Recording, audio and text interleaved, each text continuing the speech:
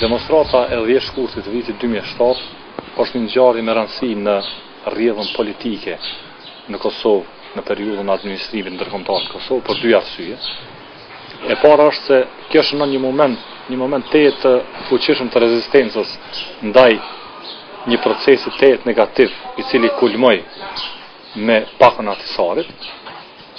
Rrjedhëmisht e shënoi, si të themi, bazën e një rezistence e cila po shkon gjithnjë në rritje pikërisht kundër pakës Ahtisarit dhe kundër dukurive negative që jazon frymën dhe e pengojnë lirinë e Kosovës edhe në ditët e sotme.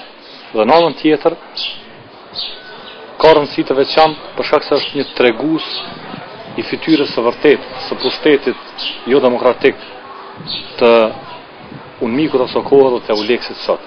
Rrjedhëmisht administrimin ndërkombëtar, demonstrata e 10 shkurtit e demaskoi plotësisht dhe e tregoi fytyrën e tij të vërtetë që është në fakt një sundim ndërkombëtar i cili nuk është votuar nga populli, qëndron mbi vullnetin e popullit, qëndron mbi ligjin dhe nuk jep llogari popullit të Kosovës. Policia ndërkombëtare e UNMIK-ut atë kohë në vend se të ndjekte vrasësit, fakt policia ndërkombëtare, ata arrestuan Albinin dhe filluan një proces kundër tij. Proces i cili në atë kohë u përmbyll si rezultat i solidarizimit të avokatëve të Kosovës me Albinin për të mos marrë pjesë në procesin kundër tij. Po duhet të ballafaqu me gjykatës së shkojnë as në kohë. Nuk ta lejojnë as zhvillimin e shprehjes e deri më të shkallë. Ky proces u rihap sërish në vitin 2010 nga EULEX-i. Rihapja e këtij procesi është një tregues për natyrën sunduese të pushtetit të EULEX-it sot, si dhe të natyrës sunduese të pushtetit UNMIK-ut që ishte kohë më parë. Rrjedhëmisht demonstrata e 10 shkurtit është si një lloj matësi për pushtetet antidemokratike në Kosovë.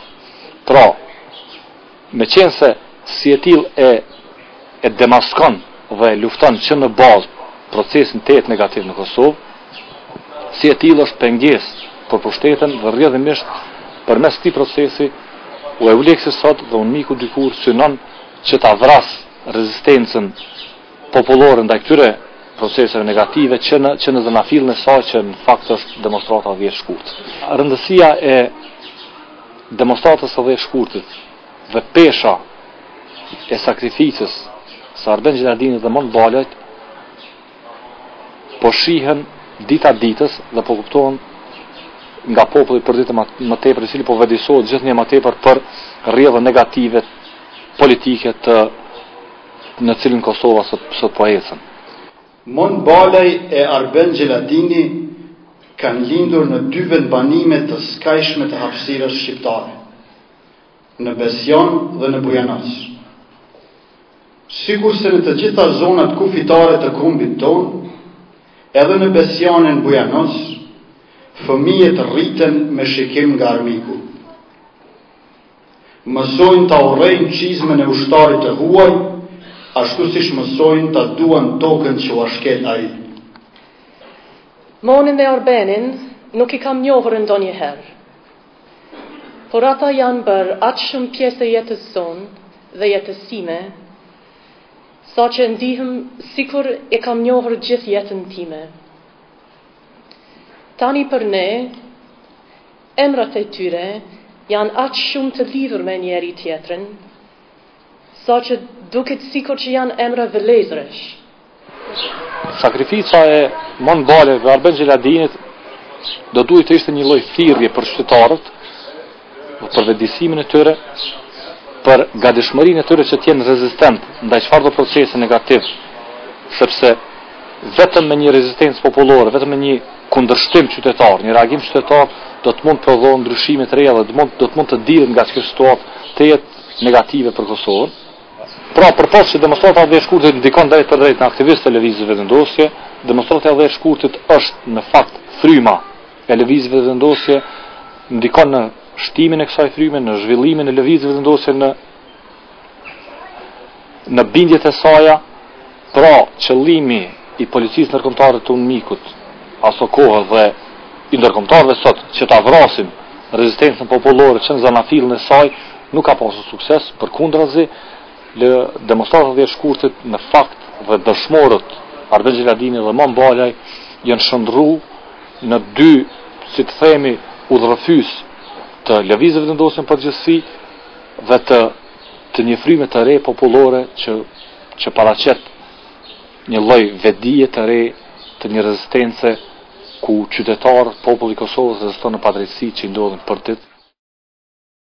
Ideja e qytetarit aktiv që është shumë e hershme është që problemet individuale edhe zgjidhjet që janë individuale të bëhen përmes të përbashkëtës, sepse ky është edhe qëllimi i vetëvendosjes, për shkak se periudha e pas luftës, sidomos shoqërinë kosovare e ka atomizuar dhe e ka dekompozuar në individ dhe në probleme individuale, thuajse problemi i secilit është i veçantë edhe i veçantë për secilin. Vetëvendosja synon që qytetarin, individin e Kosovës mi shndruan qytetar dhe problemet e secilit mi bashku dhe mi zgjidh të përbashkëta dhe secilin mi gjetë problemin me mes të asaj të përbashkëtës. E rëndësishme është se përmes qytetarisë aktive aty ka solidaritet, aty ka barazi, aty ka bashkëpunim, dhe kjo është shumë e rëndësishme për zgjedhjen e problemeve. Ajo që ne kem përdor si shembull i qytetarisë aktive që duhet me vazhdu në Kosovë, është rasti i fshatarëve të Debeldehut, të cilët pronat e tyre me marrëveshjen për demokracion kanë pas me përfundu në Maqedoni. Ata kur kanë vendosur me mbrojt pronën e tyre, që ka qenë private, ata kanë thonë që kjo pronë është shoqërore, është pronë e qytetarëve të Kosovës, është pronë e Kosovës dhe pra është e përbashkëta. Pikërisht pse në lidhjet për të përbashkëtën dhe kanë vepruar për të përbashkëtën, ata e kanë mbrojtur individuale. Ajo që po duhet të them, që është thelbi në këtë qytetarinë, është që individuali mbrohet përmes të përbashkëtës. Ideja e qytetarisë është se në një farë forme qytetaria i paraprin historisë. Për shembull, kur kanë filluar në Shtetet e Bashkuara të Amerikës për drejtat civile, kërkush nuk ka besuar që ato do të fitohen, por ato janë fituar. Pra, ne kem për qëllim që qytetarinë ta shndrojmë në një qytetar historik. Jo të jemi vetvetiv historik, po të shndrojmë në histori, të bëjmë histori. Dhe kjo është shumë e rëndësishme që ne në Kosovë të mund të shndrojmë qytetarin tonë, qytetar aktiv, po dhe qytetar që bën histori.